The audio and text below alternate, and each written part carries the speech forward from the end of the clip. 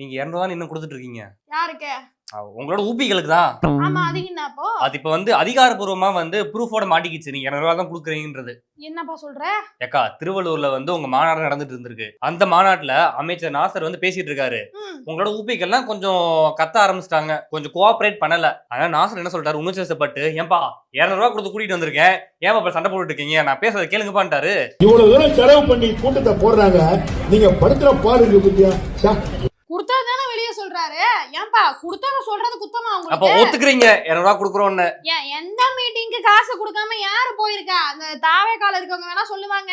உங்க தளபதிய பார்க்கதான் வரும். காசு எல்லாம் வாங்கல அப்படின்னு. எல்லாம் காசு கொடுத்து தான் உள்ள கூட்டி வராங்கப்பா.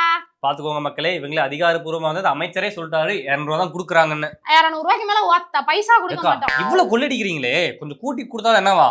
தம்பி, இந்த கூட்டி குடுக்கறது, காட்டி குடுக்கறது இந்த பழக்கம் எல்லாம் எங்க கட்சிக்கும் கிடையாது, எங்களுக்கும் கிடையாது. எல்லாமே தப்பு தப்பா கேக்குது டாக்டர்.